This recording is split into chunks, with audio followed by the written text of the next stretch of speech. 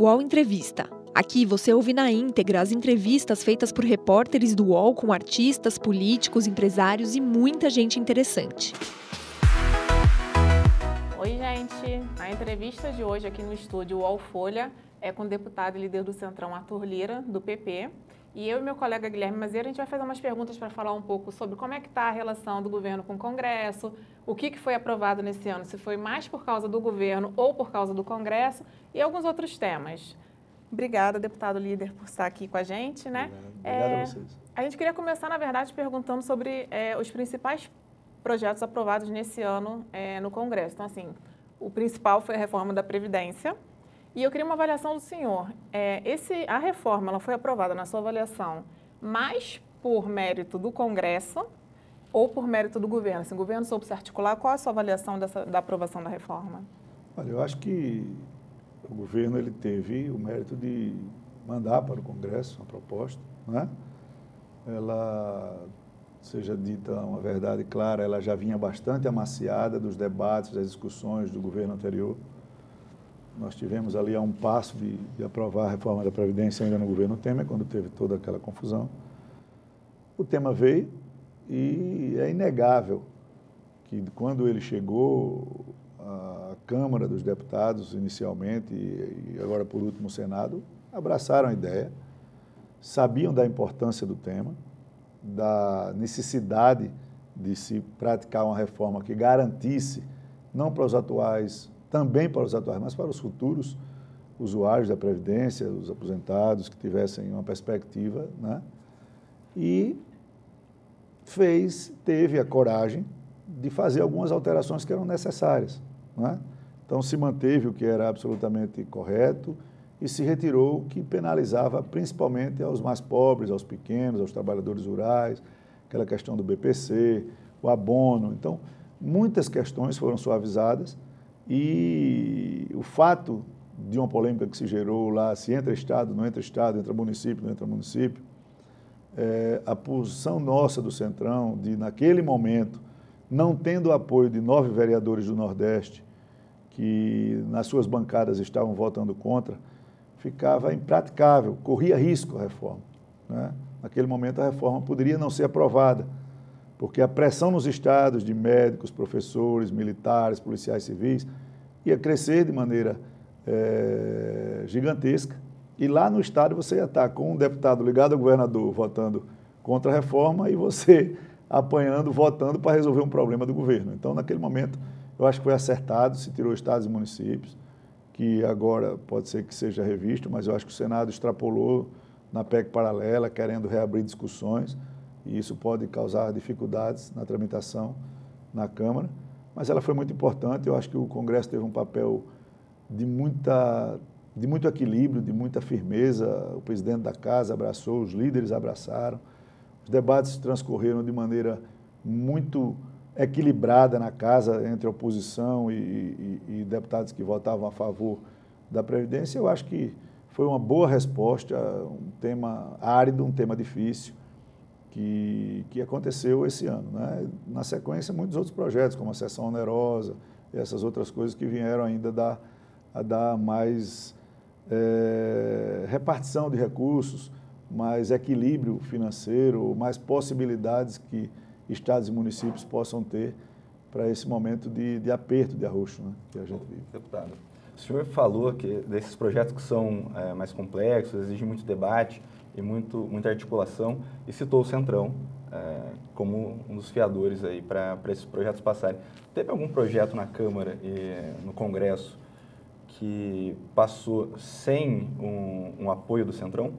Tem como passar algum projeto sem difícil, apoio do Centrão? Né? Você hoje tem alguns partidos que compõem a esquerda, PT, PSB, PDT, PCdoB, PV, PSOL, Rede. Tem uma parte do PSL hoje, né? Você não tem mais o PSL inteiro votando com o governo, você tem uma parte do PSL, né?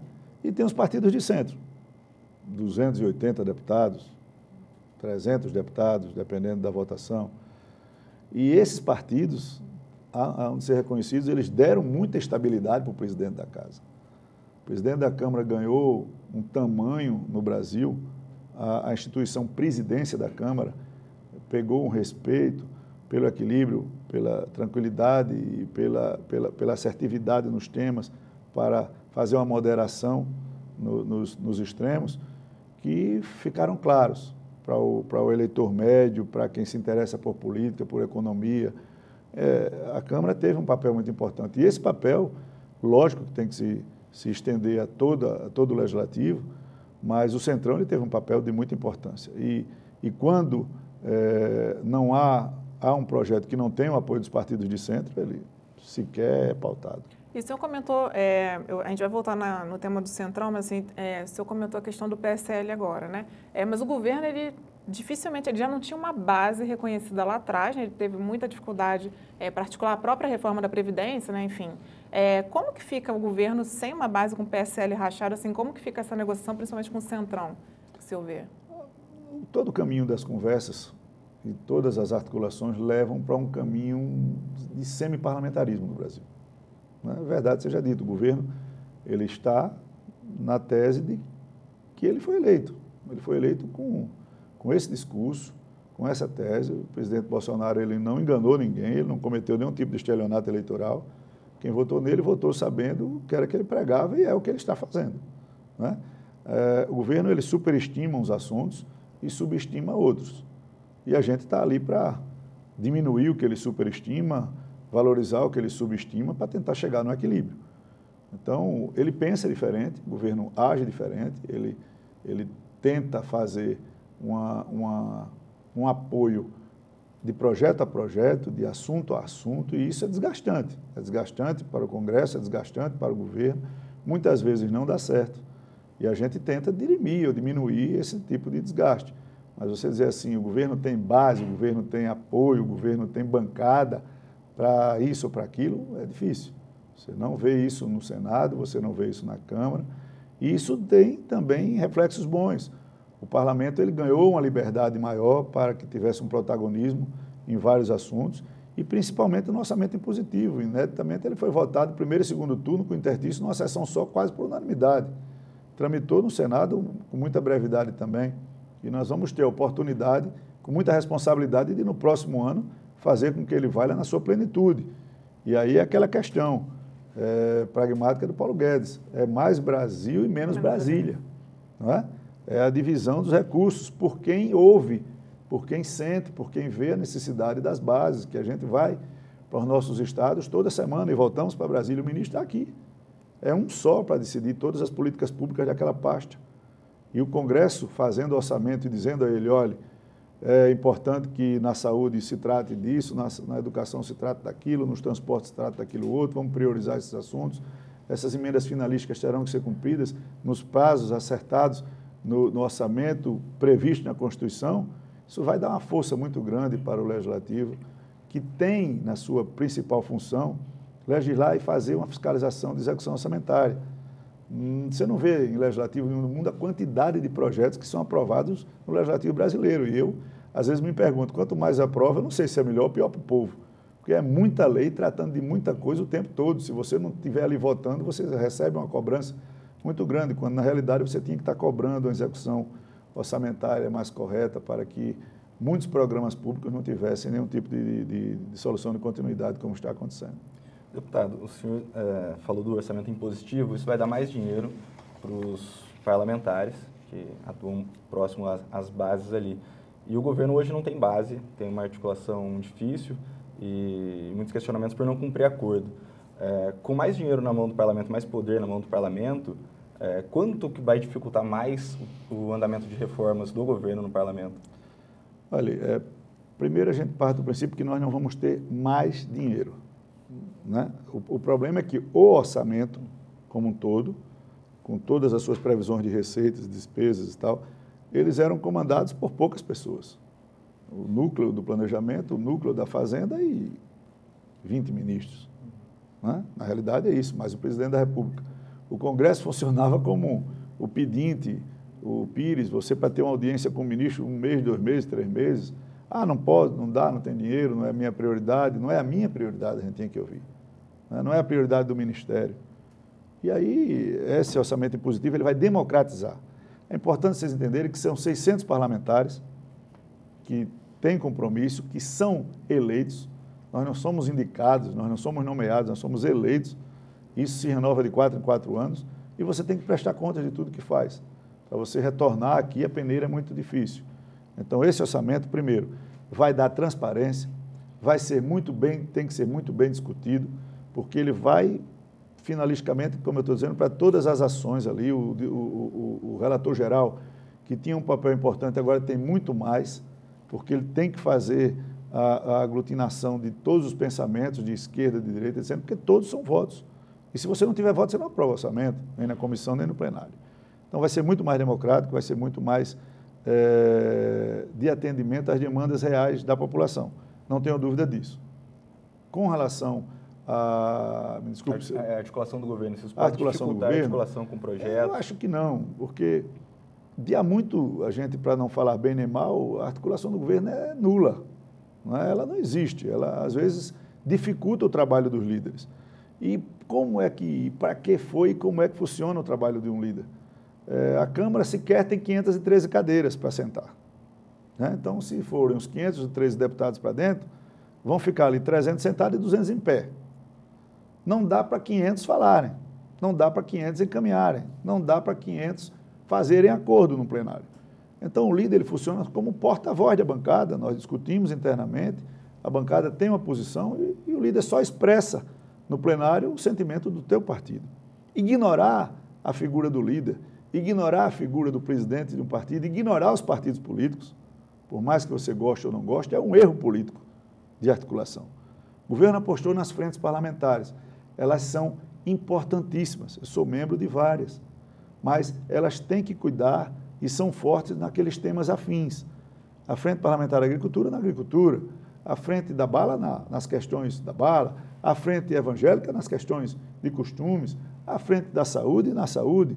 Quando você mistura e quer que a frente vá te dar voto da Previdência, ela não vai conseguir, porque aí os parlamentares já começam a sofrer influências das suas lideranças, das suas presidências. Então, a articulação não produz. O que tem andado por responsabilidade e compromisso do Congresso com os temas nacionais. As reformas que estão lá, tanto a tributária, quanto a administrativa, quanto a questão do verde e amarelo, quanto à questão do Pacto Federativo, não acontecem esse ano, e a gente já dizia isso, e para acontecer o ano que vem, vão ser discussões muito duras, vão ser temas que vão ser tratados com muita firmeza, para que a gente não cause prejuízo sem necessidade a esse ou aquele setor. A reforma tributária mexe sensivelmente com todos os setores, estados, municípios, empresários, né? É uma questão muito técnica. Então, a gente e o Congresso, eu acho que tem que ter e terão a responsabilidade do ano que vem de saber separar os discursos populares, né, as questões que vão salvar o Brasil, porque todas essas empresas que faziam consultoria, que andavam lá na Câmara, e eu, se vocês acompanham, sabem que eu sempre fui muito crítico a isso, num determinado momento a reforma da Previdência só se viu para especulação de mercado, né, ainda não trouxe os efeitos, porque os efeitos são a longo prazo, e muitas vezes as falas, os comportamentos do governo afugentam aqueles que poderiam vir investir no Brasil. A insegurança política e jurídica que a gente vive afugentam. E aí a Previdência não surtiu efeito. Porque se não aprovar a Previdência, o dólar vai para 4,20. Nós aprovamos a Previdência. Nós demos quase 1 trilhão de potência fiscal, como dizia o Guedes. E o dólar está a 4,25. Isso no oficial. Se você for comprar um dólar turismo, vai para 4,50, 4,70. Então, você tem que ter um cuidado para saber das causas e efeitos. Eu acho que isso o Congresso, nesse ano de 2020, deverá se posicionar bem com isso. Mas o governo, o senhor falou que a articulação no momento é nula, né? O governo mexeu, né? Colocou o general Ramos, né, para fazer essa articulação. Não funcionou, então. E como que vocês estão fazendo a interlocução com o governo? Não é com o general Ramos, é com quem? Olha, o general Ramos a gente conversa com ele, né? É um homem bem intencionado. Lógico que ele veio do Exército, né? General, e muitas vezes ele tem que ter um tempo para que entenda da política, né? Entenda desses trâmites. Então, quando o governo ele quebra a hierarquia, né? Você tem, na minha visão, deputados, liderança, ministro, presidente. Quando eu preciso falar com o presidente, eu vou ao ministro, eu digo, a gente precisa falar com o presidente. Se forem uns 513 deputados no presidente, o presidente não vai fazer mais nada. Se o ministro for atender 513 deputados, toda semana um deputado volta com demanda da sua base. E aí ele perde tempo atendendo, falta tempo para resolver as demandas.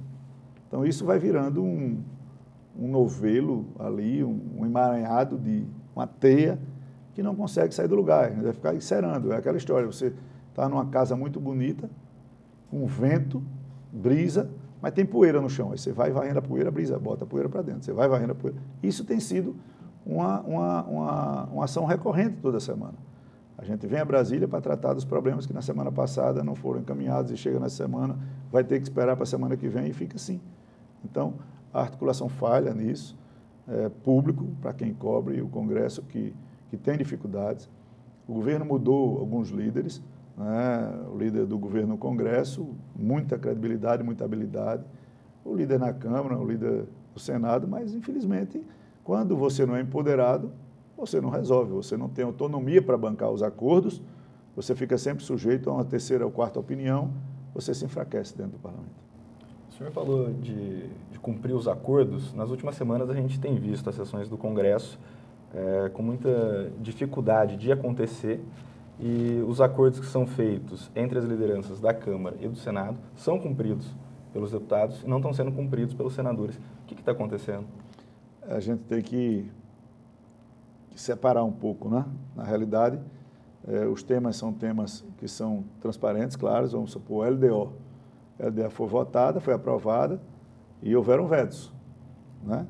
E esses vetos, eles impactam diretamente no funcionamento do orçamento impositivo. E aí, juntam-se as lideranças para dizer, não, esse nós vamos manter, esse nós vamos derrubar. E aí tem que ter o fio do bigode, não é? Por algum motivo, o Senado não vem conseguindo honrar com os acordos que são feitos pelas lideranças deles mesmos, né?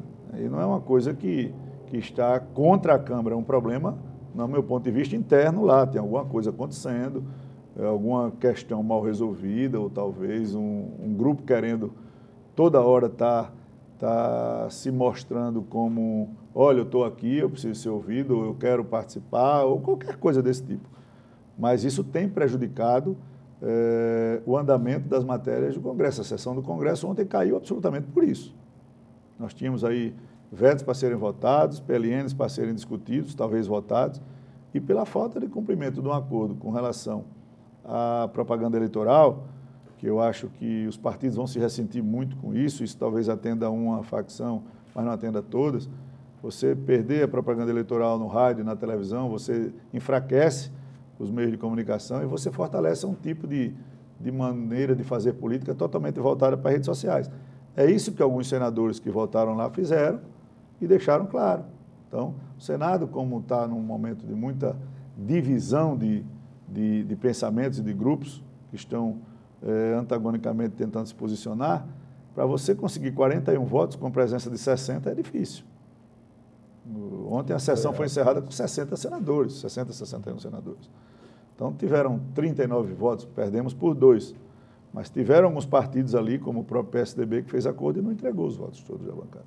E o senhor vê alguma, por exemplo, o papel do presidente do Senado nisso, no sentido de uma diferença em relação a como que o presidente da Câmara lida com os deputados, por exemplo, e o jeito como o Davi Alcolumbre está lidando no Senado? Está faltando coesão, está faltando ele entrar mais, por exemplo, para tentar diminuir isso? O presidente Davi, ele tem feito tudo que pode, né? É firme quando tem que ser, tem sido correto nos momentos. O problema é esse, o Senado é uma casa diferente, o Senado é uma casa de 80, né? Então são mandatos de 8 anos, são cidadãos que representam o Estado e na sua igualdade, né? Cada Estado tem 3. Então é outro pensamento, é outra realidade, eles trabalham de uma maneira diferente, se articulam de maneira diferente, só que nós nunca vimos essa questão, ou estão dizendo que tem acordo sem ter, que tem número sem ter, mas é uma coisa que está flagrante, né? Para aprovar as matérias, não, a gente aprova com facilidade, mas para manter ou derrubar vetos, aí começa a ter a ingerência ou não de um grupo ali que quer um protagonismo ou algum acirramento interno que tem que ser resolvido pelo próprio Senado. A postura do presidente Davi nos acordos, ela tem sido sempre muito correta, muito firme. Muito voltadas para que se cumpram as situações, e ele ontem deixou, para quem viu, a insatisfação pelo resultado de maneira bem clara. O senhor falou de um grupo que busca um protagonismo no Senado. A gente vê alguma atuação da velha guarda do MDB, do Eduardo Braga, do Renan Calheiros, parece que não contribuindo para a manutenção desses acordos que foram colocados no Congresso. É esse grupo que está atuando? E mais uma questão, ali a gente tem o Renan, que é do mesmo estado que o senhor.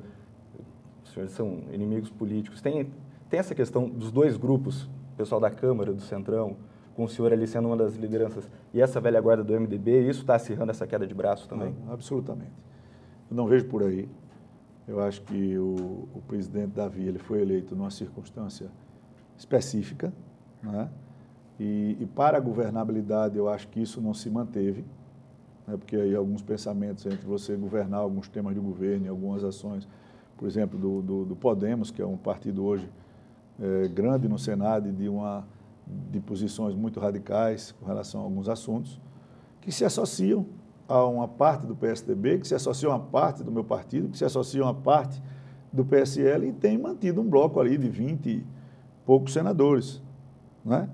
O MDB do Senado, meus problemas políticos, de enfrentamento político com o senador Renan Calheiros são em Alagoas.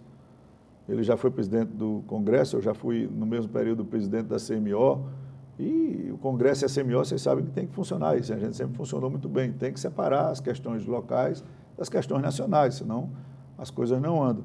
Eu não acredito em nenhum tipo de correlação do Centrão, da Câmara com o Centrão, do Senado, ou dito PMDB, não. Eduardo Braga é um excelente senador, o Eduardo Gomes, Fernando Bezerra Coelho, enfim, a bancada do MDB ela tem mais ajudado do que atrapalhado, né? Agora, de fato, alguma coisa está acontecendo ali que os votos não se transformam em realidade na hora de derrubar os vetos. E isso eu estava falando essa questão, enfim, que Podemos tem uma posição mais radical e a gente está num momento muito polarizado, né? Ainda. Apesar das eleições e tal, não, parece que não diminui essa polarização, né? Nesse sentido, se eu ver o Centrão, assim, tentando romper, mostrar que tem um terceiro caminho, que é possível você nem ser, enfim, extrema-direita, nem extrema-esquerda, o Centrão serve como esse tipo de balizador? O Centrão vestiu a camisa do Centrão? Eu acho que é o seguinte, logo depois da aprovação da Previdência, o agradecimento do Rodrigo foi aos partidos de centro e instalou o Centrão, né? Porque o Centrão, gente, ele existe no mundo todo e existe aqui no Brasil da época de Tancredo Neves, de Ulisses Guimarães, e aí vem de lá para cá, né? Com tantos presidentes e tantos partidos que sempre tiveram uma postura mais moderada, né? Eu não gosto de chamar de radicais, nem dizer que são extremos. Os partidos defendem posições antagônicas, isso é normal, é democrático. Eu defendo uma pauta mais conservadora, eu defendo uma pauta mais liberal, eu defendo uma pauta mais cultural, eu defendo uma pauta mais... Então, isso é democrático, né? O centro tem um papel importante. O Centrão teve, os partidos de centro tiveram, esse ano, um papel de protagonismo, um papel de equilíbrio, um papel de responsabilidade, e isso há de ser reconhecido. Nós começamos a fazer um movimento, não é, de 7 partidos que se juntaram para começar a, de uma maneira isolada e conjunta, mostrar o que nós estamos fazendo para o equilíbrio, para o crescimento, para o desenvolvimento, para a manutenção da democracia no Brasil. E isso aí também nos é permitido, porque eu posso ser no momento de centro-direita, eu posso ser no momento de centro-esquerda, numa pauta que for mais equilibrada, né? O moderado, o centro, ele pode convergir para um lado, pode convergir para o outro, sempre dentro do princípio democrático. Eu acho que é isso, é o retrato, e a gente tem tentado passar isso para a população. E no meu Nordeste, na minha Alagoas, na votação da Previdência, quando nós retiramos o BPC, que foi uma pauta do nosso centro, quando nós retiramos o trabalhador rural, quando nós fizemos aquelas alterações de não deixar desconstitucionalizar os temas, puxa, nós recebemos vários e muitos elogios por ser do centro, continue por aí, mantenha essa posição. Então, a população começa a enxergar também que precisa, muitas vezes, de um equilíbrio para deixar a balança equilibrada. Isso, é porque assim, no começo da conversa você comentou que o Congresso assumiu um protagonismo, né? Não tenho dúvida.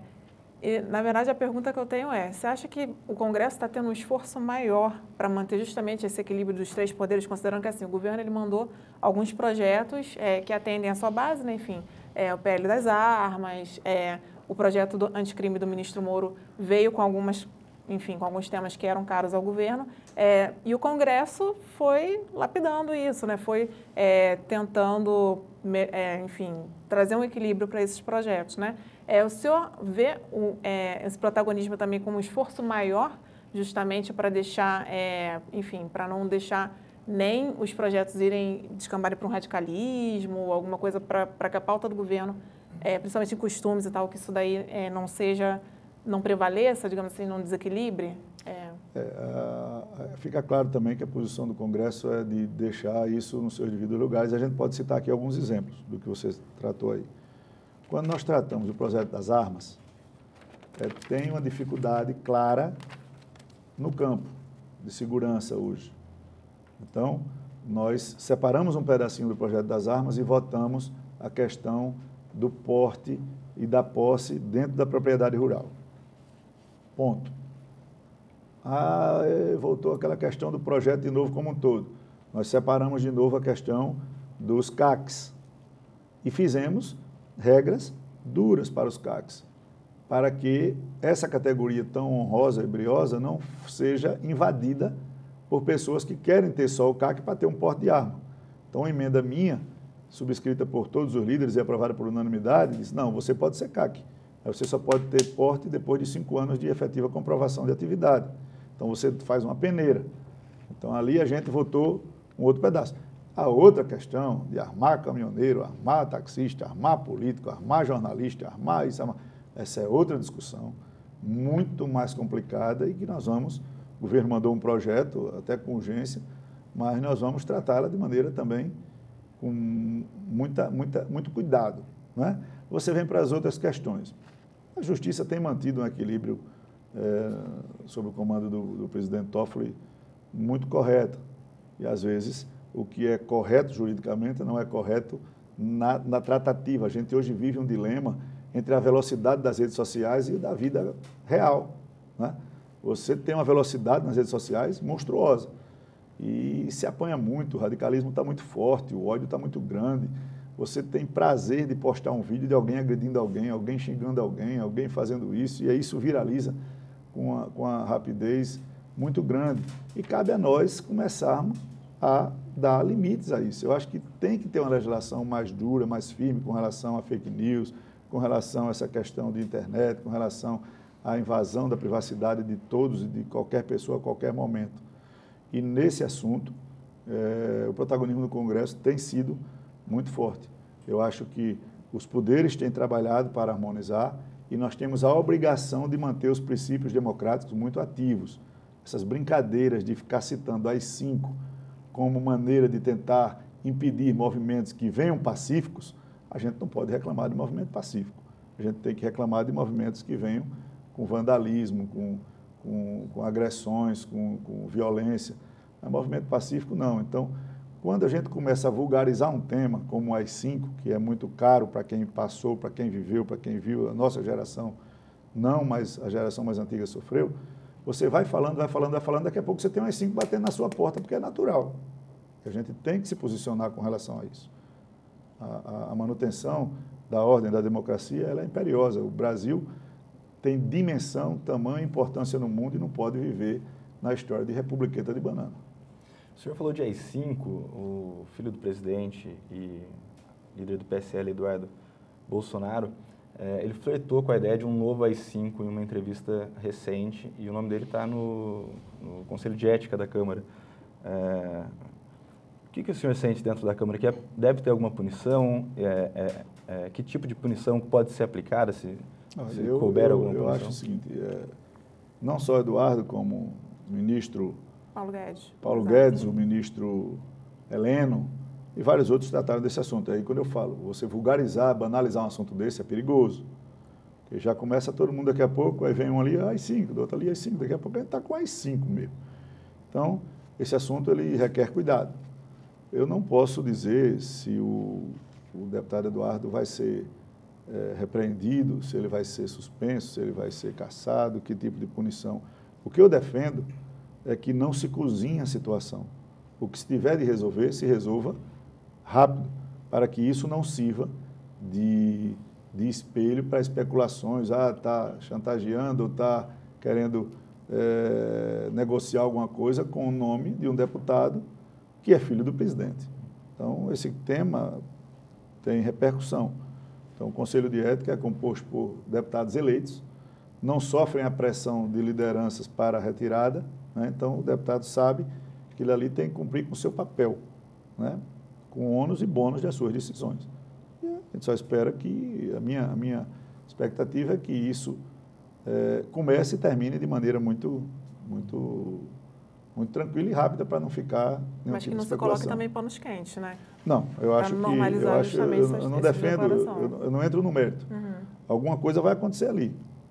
Só o Conselho é quem pode avaliar pelo que o deputado vai colocar na sua defesa ou pelos fatos que aconteceram e vai saber com a sua expertise dar a dimensão para que o fato requer. O deputado, aproveitando essa questão de AI-5 e Bolsonaro, o presidente Jair Bolsonaro ele foi 28 anos deputado e parte da atividade parlamentar dele foi no PP, no partido do senhor. O senhor acha que a Câmara falhou em não dar as punições devidas ao então deputado Jair Bolsonaro quando ele fazia esse tipo de vinculação com ditadura, esse posicionamento que hoje está sendo muito repreendido pelos partidos, imprensa?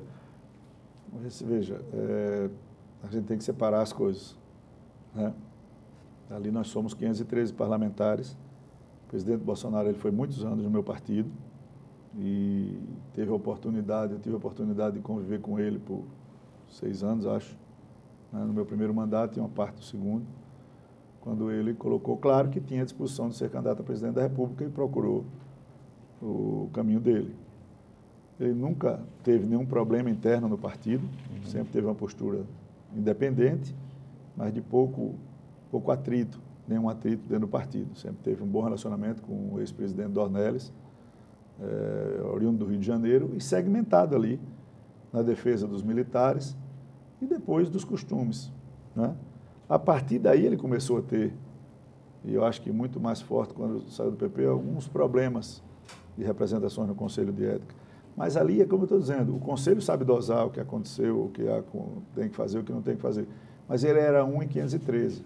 Hoje não, hoje ele é o número 1 do Brasil, ele é o presidente da República. Então a sua fala tem muito mais força, muito mais poder, muito mais reverberação. Portanto, tem que ter muito mais comedimento na hora de expressar as suas coisas. E eu acho que ele tem feito isso ultimamente. O presidente Bolsonaro ele deu uma refluída naquelas entrevistas, naqueles assuntos mais polêmicos, nessas situações, e aparentemente quer acertar. O problema está ainda na estrutura abaixo dele que não está engrenada. A estrutura, o senhor diz? A parte toda de articulação, alguns ministérios, as coisas têm dificuldade de andar. E muitas vezes não chega, eu já reclamei muito aos líderes disso. É difícil quando um governo não reúne com os líderes para conversar. Você, por mais que seja difícil o governo da Dilma era um governo difícil, mas uma vez por mês, uma vez a cada 2 meses, tinham reuniões. A imprensa cobria, todo mundo na mesa, líder do Senado de um lado, líder da Câmara do outro, presidente, ministro da Fazenda, Casa Civil e tal, para tratar dos assuntos, dialogar. Não é possível que toda hora o Congresso esteja sempre surpreso com um texto de uma medida provisória que a gente só sabe quando chega na Câmara. Se nós pudéssemos discutir antes, se nós pudéssemos falar antes, se nós pudéssemos dar a nossa opinião, sugestões, as coisas chegavam muito mais redondas, poderiam andar de uma maneira mais rápida. Então, na minha opinião, o governo falha nisso. Não é? Não há uma interação do presidente da República diretamente com os líderes nessas reuniões, pelo menos. Nós tivemos uma na transição e um café da manhã no Alvorada, para tratar do início da tramitação da Previdência e só. E as lideranças não funcionam. O líder da Câmara não propicia isso, o líder do governo está começando a ser cobrado disso e o líder do Senado também não.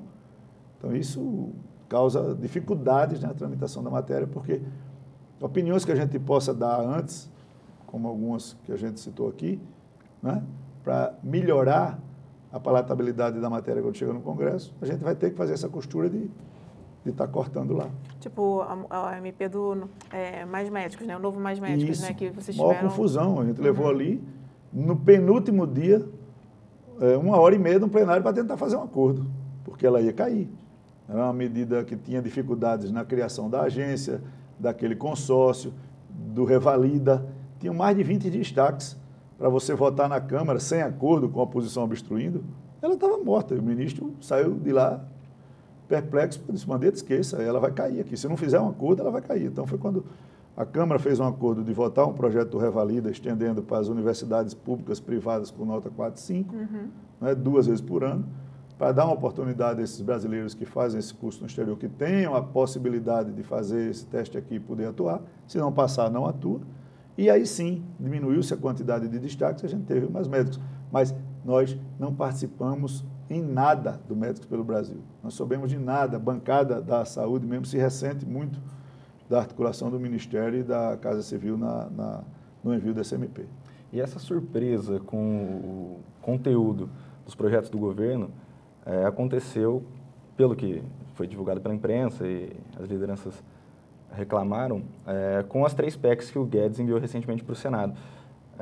Pelo regimento, as PECs começariam a tramitar pela Câmara e depois iriam para o Senado, mas o governo deu um jeito de colocar lá no Senado e 2, 3 dias depois, o pessoal da Economia foi fazer uma reunião com os líderes da Câmara para explicar parte dos projetos que estavam no Senado. Como que o senhor vê essa atuação, essa estratégia que o governo teve com 3 PECs? Com relação a mérito, é o que eu estava dizendo, com relação a mérito, nós vamos tratar o mérito das matérias com o devido respeito e com o critério necessário.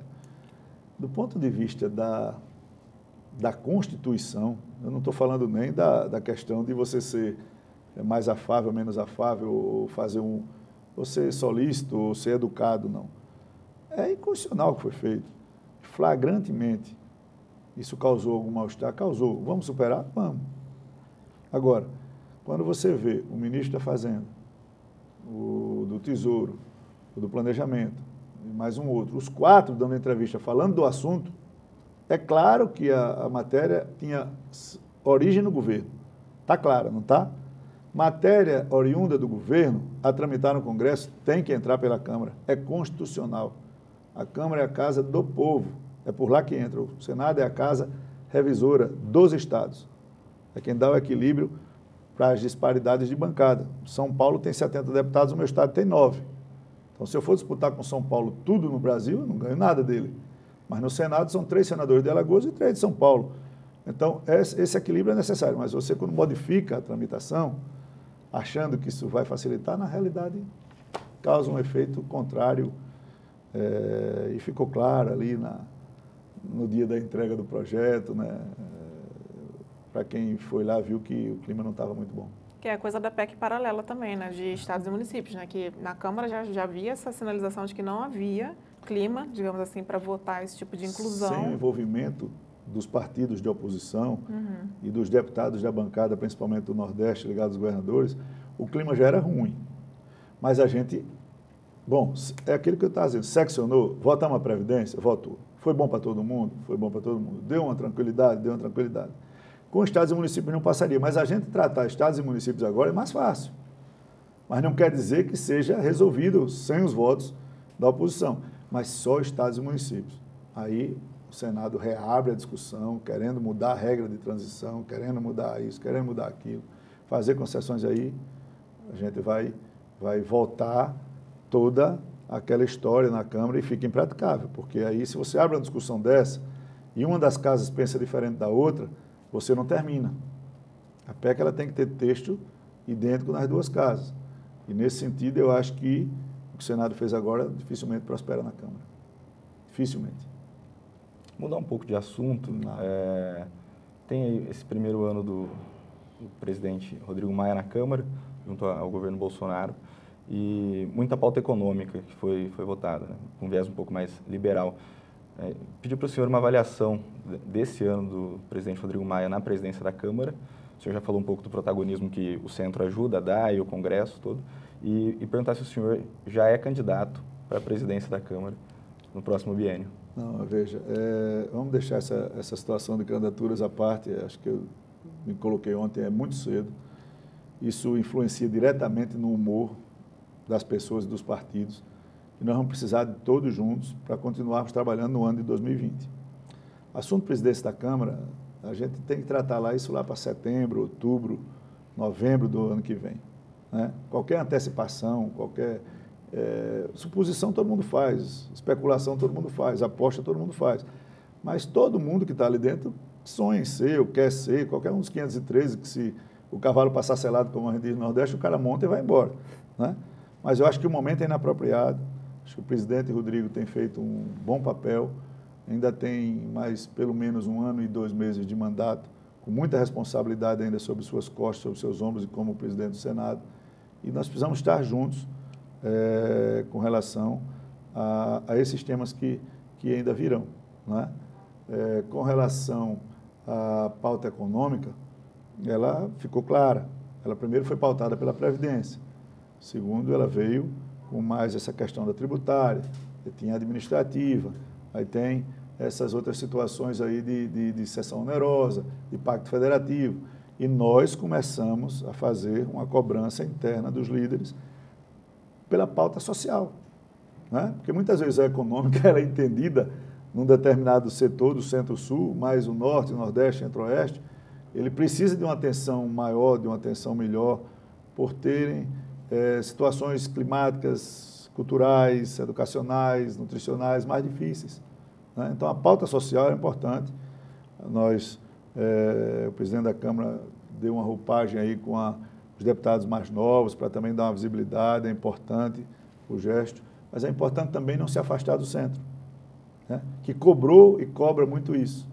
Então, acho que agora nós vamos entrar nessa pauta social até na frente dessas outras questões econômicas e administrativas que estão pautadas no Congresso. Penso eu que a gente vai ter mais agilidade nesses temas do que nesses outros. E tem 2 temas, na verdade, agora que saem também um pouco dessa questão econômica, né? Que é a PEC da prisão em segunda instância. Isso. E o pacote anticrime, enfim, que em tese isso vai começar a tramitar. O senhor acha que só ano que vem mesmo que a gente vai ver uma solução para essas duas? Vamos lá, separando as duas, né? Pacote anticrime, e eu sou daqueles que nunca deixei de dar opinião, nunca deixei de me posicionar, apanho, não apanho, mas a pessoa sabe como eu penso. Todas as vezes que a Câmara votou, o Senado votou, alguma coisa no momento de pressão, no momento errado, fez projetos ruins. E isso traz efeitos para a vida normal. A PEC 37, aquela lá do Ministério Público, eles surfaram naquela onda de 2013 e saiu uma desgraça. Se você pegar a questão da lei de organizações criminosas como ela foi feita, ela carece de arrumação. Se você falar em delação, nem se compara. Todo mundo no Brasil sabe como é que funciona a delação, né? Todo mundo sabe o que a lei foi votada e que o MP fez com ela. Então, essas coisas, elas acontecem sempre em momento de pressão. Eu volto a dizer, a Câmara e o Senado têm PECs tramitando por prisão em segunda instância há anos. E nenhuma das duas casas se posicionou, nenhuma das duas comissões de justiça se posicionou antes do Supremo de novo avaliar. Porque qual foi o problema? O texto frio da lei é claro, ninguém será condenado até o trânsito em julgado. Não tem como você não ler diferente disso. Então, o Supremo deu o entendimento que, em alguns casos, ele cita os casos, tem as exceções. Depois de uma condenação de segunda instância, você pode, não é deve, ser preso. Quando você não tiver endereço fixo, não tiver emprego, oferecer risco à sociedade ou à instrução criminal. Então, nessas 4 hipóteses, você pode ser preso. O que é que aconteceu no Brasil? Politiza-se essas coisas. Então, todo mundo que é condenado na segunda instância, cadeia. Nem todo mundo vai, só os mais emblemáticos. O problema do Brasil, na nossa visão, que acompanhou a discussão do GT, não está na segunda instância, nem na primeira, nem na terceira. O problema do Brasil está na prisão precária, na prisão cautelar, na prisão preventiva sem prazo, 1 ano, 2 anos, 3 anos, 4 anos, daquele coitado que foi preso por, às vezes, uma besteira que está lá no sistema prisional, sem nenhum tipo de condenação, cumprindo pena antecipada, na lentidão para julgar, na falta de correção judicial com relação a esses casos. O sistema prisional é uma bomba. Você coloca pessoas lá por um delito pequeno que depois não estão associadas a essas facções criminosas, porque você não tem uma reeducação, não tem um investimento, não tem um combate ao tráfico de drogas, nem ao tráfico de armas, que é quem sustenta essa criminalidade no Brasil, as milícias. Você não vê nada disso no projeto anticrime. Você vê muita mídia. Vamos prender em segunda instância, vamos botar um caboeta remunerado, vamos fazer o excludente de ilicitude. Poxa, são questões que dão ibope, mas podem dar um dano, porque muitas vezes você está na sua casa, dele do lado dele, está pegando fogo, você sente, mas não é a sua que está pegando. Quando a sua pega, você vê, eita, mas esse fogo é terrível. Então, muitas vezes a gente apanha no momento indevido, mas é reconhecido na frente. O COAF, eu tenho certeza que foi a decisão mais acertada ter ficado na economia e agora no Banco Central. Por tudo que vazou aí nesses sites, nesses grupos, nessas conversas, da manipulação de resultado. Então, você tem que sempre evitar esse tipo de ditadura informal. E o GT, ele fez um excelente trabalho. Quem acompanhou, quem teve a oportunidade de ver, foram mais de 200 sessões de debates, de audiências públicas, discussões técnicas. Os partidos mandaram para lá os melhores quadros jurídicos para que fizessem um trabalho competente. Então, o ministro Sérgio Moro mandou um projeto. O ministro Alexandre de Moraes do Supremo mandou outro projeto. A presidência da Casa, porque eles tinham muitos temas afins, juntou os 2 projetos. E aí se criou um grupo de trabalho com muita sabedoria para dissecar, para que a gente não cometa de novo erros passados. Você tem que cometer, inclusive, erros novos, é da natureza humana, mas os mesmos não. Então, fez-se um trabalho. Eu acho que muita coisa do projeto do ministro Sérgio Moro, 60%, 70%, permanece. Uns 80% do ministro Alexandre de Moraes permanece. E se você quiser tratar em níveis estatísticos ou percentuais, uns 20% o Congresso ofereceu como melhoramento de texto. Isso é da natureza, como a gente começou a entrevista aqui, do Congresso Nacional, é de legislar. Quem faz as leis somos nós, e a gente não tem que só carimbar nem chancelar o que vem. Eu acho que se for uma discussão racional, o pessoal está tendo uma capacidade de mobilização para ir nas bancadas, esclarecer como chegou, como saiu, o que permaneceu, o que alterou, nos quadros comparativos, e vai ficar a cargo do plenário. Mas o deputado que votar, ele vai ter a oportunidade de discutir com o GT para saber exatamente o que está votando, não o que acha que está votando. Então, isso é muito importante, essa dinâmica que foi dada. Com relação à PEC da prisão em segunda instância, eu já coloquei, eu acho que a decisão do Supremo, ela retrata o texto constitucional, o ônus de legislar é do Congresso Nacional, tem o bônus e o ônus, então o Congresso não pode se acovardar a dizer que não tem essa responsabilidade, né? E foi feito um acordo entre Câmara e Senado para deixar tramitar a PEC da Câmara. Interessante é que fique claro para a sociedade que o texto da PEC, ela não fala só em segunda instância, a prisão em segunda instância na esfera penal, não. Ela vai para todos os ramos do direito. Então, aquele que tiver um problema na direito civil, que tiver um débito condenado na segunda instância, vai ter que pagar, seja ele banco, seja ele empresário, seja ele comerciante, seja ele professor, seja ele médico, dentista. Aquele que tiver uma condenação na Justiça Eleitoral, não vem para o TSE, não. É lá no TRE do seu estado. Aquele que tiver um problema trabalhista, não vem para o TST, não. Vai ficar no TRT do seu estado. Então, quando isso for estendido para todos os ramos, aí nós vamos ver o real interesse da sociedade brasileira, de todos que a compõem, em querer aprovar essa PEC. Se for à vontade, a pressão continuará para que a gente coloque todos os ramos do direito. E aí, eu acho que a PEC terá um alcance muito forte. Quando isso poderia ter sido resolvido, na minha visão, uma coisa muito simples. Não precisava mexer em nada. Precisava só dizer o seguinte: condenou em primeira, condenou em segunda, o cara pode recorrer, mas suspende a prescrição. Suspender a prescrição é acabar com qualquer possibilidade de procrastinação de recursos aleatórios. Você não vai ficar se você não vai ter o seu crime prescrito nunca. Então, isso dava uma solução no processo civil, no processo penal, na alteração de código, de uma maneira muito mais branda, sem tanta especulação. Eu acho que o único projeto que tem na Câmara que fala da prescrição não fala de suspensão, fala de interrupção, né? Que é outra coisa, né? Isso pode ser feito a qualquer momento, né? Quando se tem acordo, você vota uma PEC, como a gente votou em positivo, em uma sessão 2 turnos.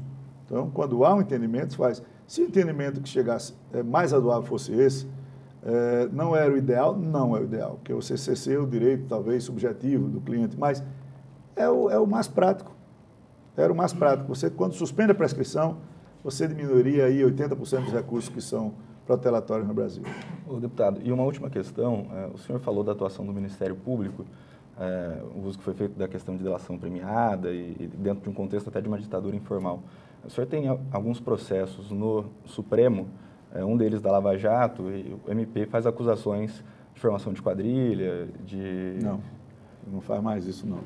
A gente tem esses processos que colocaram o senhor na mira. O que o senhor vai ter é o seguinte lá.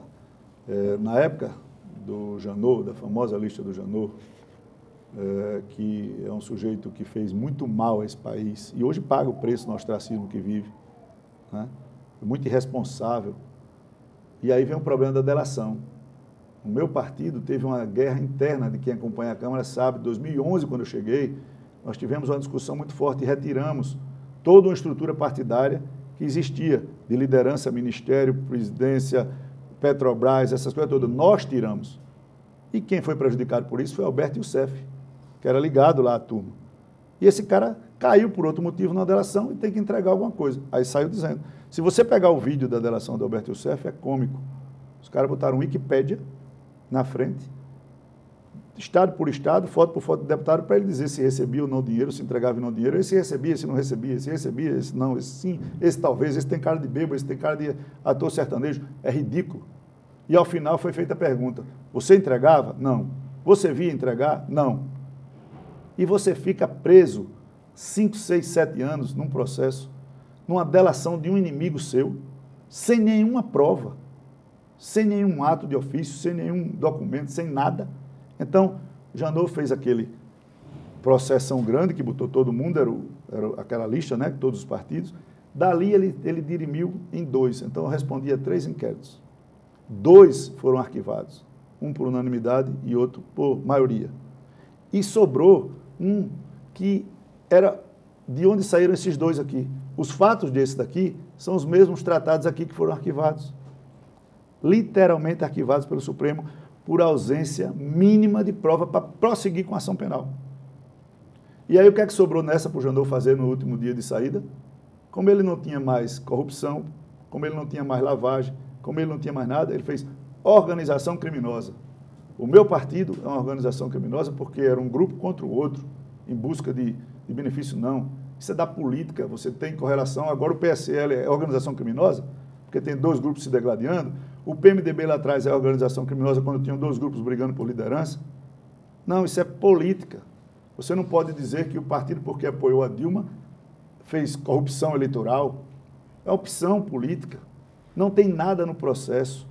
Os fatos tratados nessa ação já foram arquivados no Supremo.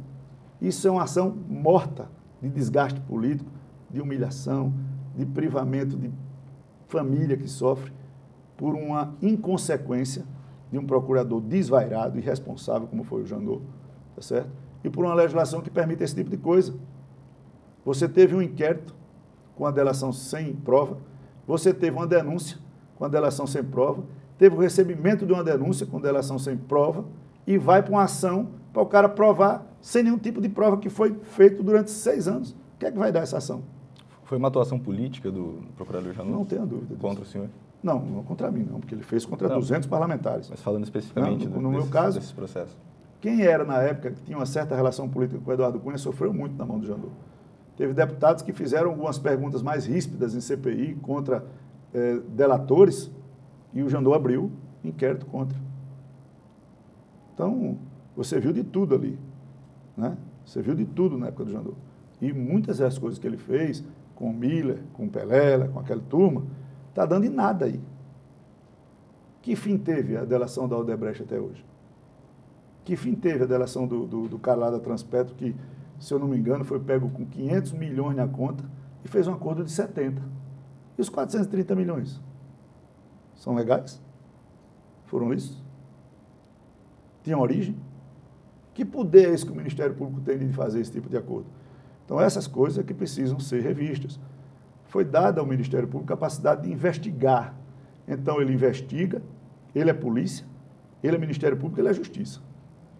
Tem um tal dos PICs, Processo de Investigação Criminal, que eu tive uma informação ainda não oficiosa, que tem 800 PICs na mesa do atual procurador e um dos de Raquel Dodge e Rodrigo Janot, sem a Justiça ter conhecimento, sem ninguém ter acesso, sem advogado saber que há, e PIC só pode ser em gente de prerrogativa de foro para estar na PGR. 800. Então, esse tipo de ação, que muitas vezes parece muito louvável, né? Hoje, na maioria das vezes, a gente vê o quê? Interesse político de se candidatar após essas operações. Muitos procuradores, muitos delegados, muitos policiais, juízes, todos na política. Isso aconteceu com o Moro? Vai acontecer. Aconteceu. Se você tratar, separar, o que é que se você fosse num país como a Alemanha, como a França, um juiz que julgou um determinado, eu não entro no mérito, mas julgou um determinado partido, vaza um áudio da presidente da República e depois é ministro do governo que se elege. Então, esse fato fala por si. Eu não faço críticas pessoais, mas esse fato fala por si. Você não tem vínculo de dizer que teve imparcialidade nessa situação. Eu espero que a história corrija ou sacramente esse assunto. Eu não posso fazer juízo de valor com relação a isso. É até antipático para mim, eu posso até apanhar com essa situação, mas é a minha maneira de ser.